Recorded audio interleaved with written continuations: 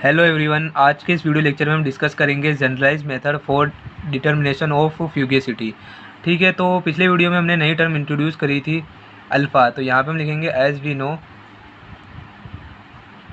Alpha equal to था हमारे पास में आर टी अपॉन में पी माइनस वी। ठीक है, तो ये मैंने आपको बताया था कि हमने अल्फ़ा क्यों इंट्रोड्यूस किया था, क्योंकि जो हमारे पास में आर टी अपॉन में पी होता है वो क्या होता है, वो हमारे पास में वॉल्यूम होती है आइडियल गैस की। पर जो रियल गैसेज होती है उनके लिए जो वॉल्यूम होती है वो इक्वल नहीं होती है आर टी अपॉन में पी के, इसलिए हम इंट्रोड्यूस करते हैं अल्फ़ा को। अब जो जनरलाइज मेथड है उसमें हम क्या अलग करते हैं, तो यहाँ पे हम एक नई टर्म इंट्रोड्यूस करते हैं जिसको हम कहते हैं कंप्रेसिबिलिटी फैक्टर। Compressibility factor. ठीक है, यहाँ पे हम इंट्रोड्यूस करते हैं कंप्रेसिबिलिटी फैक्टर, जिसे हम जेड से डिनोट करते हैं। तो ये जेड क्या होती है, ये एक्चुअली होती है वी रियल अपॉन में वी आइडियल। ठीक है, तो ये क्या होती है, वी रियल अपॉन में वी आइडियल, यानी कि volume of real gas upon में वॉल्यूम ऑफ आइडियल गैस। तो यहाँ पे अब हम क्या करेंगे, जेड को इंट्रोड्यूस करेंगे। कैसे करेंगे, तो अल्फा इक्वल टू है हमारे पास में आर टी अपॉन में पी माइनस वी। तो यहाँ से हम क्या करते हैं, alpha equal to R T upon में पी को कॉमन ले लेते हैं। आर टी अपॉन में, या इसको नीचे लिख देता हूँ मैं, अल्फ़ा इक्वल टू हो जाएगा आर टी अपॉन में पी, जो कि हमारे पास में आइडियल गैस का वॉल्यूम है। यहाँ से हमने इसको कॉमन ले लेते हैं, यहाँ पे क्या आ जाएगा 1 माइनस, ये हमारे पास में क्या है, रियल गैस का है। तो यहाँ पे क्या हो जाएगा आर टी अपॉन में पी कॉमन लिया, तो यहाँ पे हमको क्या करना पड़ेगा, वी के नीचे आर टी रखना पड़ेगा और ऊपर पी रखना पड़ेगा, ताकि ये क्या हो जाए, जब इसको मल्टीप्लाई करें तो ये दोनों टर्म जो है कैंसिल आउट हो जाए। ठीक है, तो इस तरह से ये हमारे पास में आ जाता है। ठीक है, तो ये हमारे पास में क्या है, वी रियल है, और ये हमारे पास में क्या है, वी आइडियल है। इसको हम क्या कहते हैं, जेड कहते हैं। कैसे, एक बार वापस यहाँ पे आप देखो, ये क्या है, वी रियल। ठीक है, अभी मैंने बताया था ये रियल गैस का वॉल्यूम है, ये हमारे पास में आइडियल गैस का वॉल्यूम है। हम जानते हैं कि जो आइडियल गैस होती है उसका वॉल्यूम जो होता है रियल गैस के इक्वल नहीं होता है, इसलिए यहाँ पे हम अल्फ़ा को इंट्रोड्यूस करते हैं। ठीक है, तो यहाँ पे हम जानते हैं वी आर अपॉन में वी आई, जो कि होता है जेड, यानी कि कंप्रेसिबिलिटी फैक्टर। वी आर तो हमारे पास में यहाँ पे आई गया, लेकिन वी आई कहाँ से आएगा, तो जो हमारे पास हम जानते हैं कि जो हमारे पास में आइडियल गैस इक्वेशन होती है P V equal to R T, 1 mole gas के लिए। ठीक है, एन इक्वल टू 1 के लिए। तो यहाँ से हम क्या करेंगे, वी को कैलकुलेट करते क्या आता है, आर टी अपॉन में पी। जब हम क्या करते हैं 1 अपॉन वी कर देते हैं तो क्या आता है 1 अपॉन में आर टी अपॉन पी, यानी कि पी अपॉन में आर टी। तो यहाँ पे क्या है, पी अपॉन आर टी है, यानी कि ये क्या है 1 अपॉन में वी है, और वो भी किसके लिए, आइडियल गैस के लिए। तो वी रियल अपॉन में वी आइडियल हमारे पास में क्या होता है, जेड होता है। तो यहाँ पे हम क्या रख देंगे, alpha equal to R T upon में पी 1 माइनस जेड। ठीक है, और जेड क्या है, कंप्रेसिबिलिटी फैक्टर है। ये हमारे पास में हो जाएगी इक्वेशन नंबर 2। अब हमने जो लास्ट वीडियो में देखा था, जो कि था हमारे पास में ग्राफिकल मेथड में जो लास्ट वाली हमारे पास में इक्वेशन आई थी, वो हमारे पास में क्या थी, as we know graphical method में हमारे पास में इक्वेशन आई थी L N F equal to L N natural log of P minus हमारे पास में था 0 टू पी। ठीक है, अल्फ़ा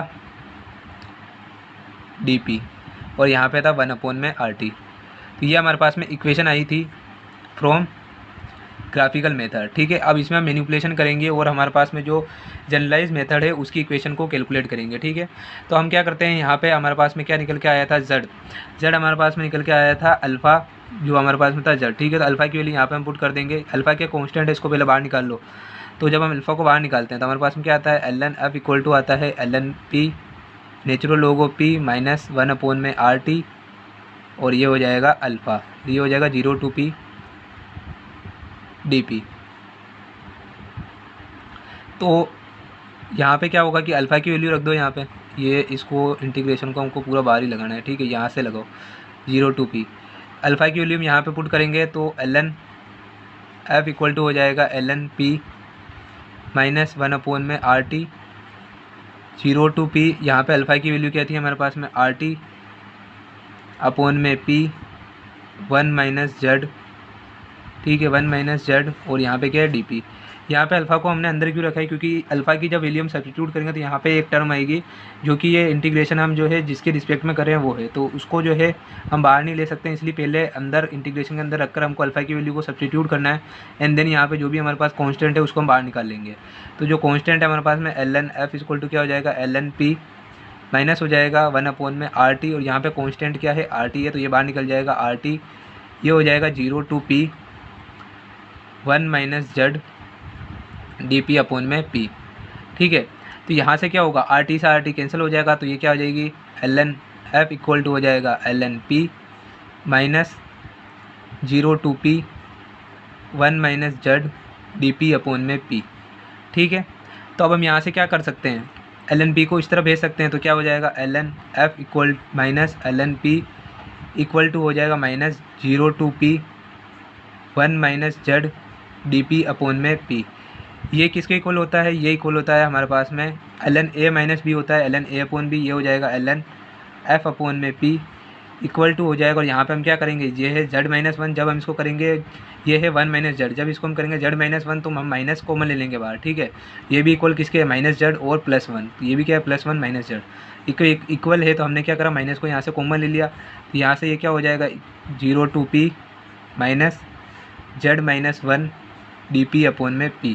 तो यहाँ से माइनस माइनस क्या हो जाएगा प्लस हो जाएगा, तो ln f अपॉन में p की वैल्यू हमारे पास में क्या आ जाएगी 0 to p integration 0 to p z minus 1 D P upon में p। तो ये वैल्यू निकल के आती है हमारे पास में फ्यूगेसिटी को कैलकुलेट करने के लिए।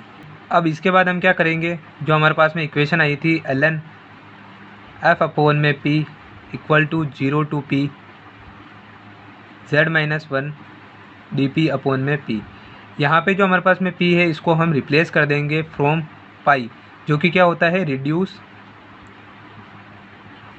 प्रेशर। ठीक है। तो हम इसको किससे रिप्लेस करेंगे, पाई से, जो कि होता है रिड्यूस प्रेशर। तो हमारे पास में कुछ इस तरह से इक्वेशन आ जाएगी ln f अपॉन में p इक्वल टू होगा 0 टू p 0 टू अब हो जाएगा पाई z minus 1 D pi upon में पाई। ठीक है। तो ये हमारे पास में फाइनल इक्वेशन निकल के आ जाती है, जिससे हम कैलकुलेट कर सकते हैं हमारी फ्यूगेसिटी। ठीक है। फ्यूगेसिटी कैलकुलेट करने के लिए वापस हम क्या करेंगे, ग्राफ बनाएंगे, और जो हमारे पास में कंप्रेसिबिलिटी फैक्टर होता है वो जो होता है एक निश्चित जो टेम्परेचर है और प्रेशर है उस पर जो होता है वो अलग अलग गैसों का लगभग एक ही रहता है। तो उससे हम जो है जेड की वैल्यू और यहाँ पे जो पाई है रिड्यूस प्रेशर उसकी वैल्यू रख के हमारा जो एफ है उसकी वैल्यू कैलकुलेट कर सकते हैं। ठीक है। तो we know that the compressibility factor of all gases are approximately equal at given reduce temperature and pressure. ठीक है। तो मैंने आपको जैसा बताया था कि जो हमारे पास में एक निश्चित जो हमारे पास में टेम्परेचर एंड प्रेशर होते हैं उसमें जो हमारे पास में जेड की वैल्यू होती है अप्रोक्सीमेटली इक्वल होती है। ठीक है। Thus a graph can be plotted by keeping F upon P as ordinate, यानी कि इसको वाई एक्सेस पे लेंगे, एंड जो हमारा पास में रिड्यूस प्रेशर है उसको हम लेंगे एक्स एक्सेस पे एज द पैरामीटर। ठीक है। तो यहाँ पे जो थीटा है हमारे पास में पैरामीटर है, जिससे हमारे को पता चलेगा कि जो हमारे पास में वेरियस वैल्यूज़ आ रही है वो कितनी आ रही है अलग अलग गैसेस के लिए। तो यहाँ पे हमने एफ अपॉन पी ले रखा है, यहाँ पे हमने क्या ले रखा है रिड्यूस प्रेशर ले रखा है। तो इस तरह से जो है हमारे पास में कुछ एक ग्राफ आता है जो आपको प्लॉट करना है, और यहाँ पे आपको जो थीटा की वैल्यू जो है अगर आपको याद होती तो भी लिख देना, अगर नहीं होती तो भी केवल आपको इस तरह से लाइनें बनानी है। और यहाँ पे आपको जो है रिड्यूस टेम्परेचर और एक निश्चित जो है रिड्यूस प्रेशर लेना है। ठीक है। तो उस पर जो है हमारे पास में जेड की वैल्यू भी है, सबके लिए क्या होगी एक निश्चित होगी। तो इस तरह से हम कैलकुलेट करते हैं fugacity from generalize method. I hope कि आपको वीडियो हेल्पफुल लगा होगा। तो वीडियो पसंद आने पर वीडियो को लाइक करें और हमारे चैनल को सब्सक्राइब करें।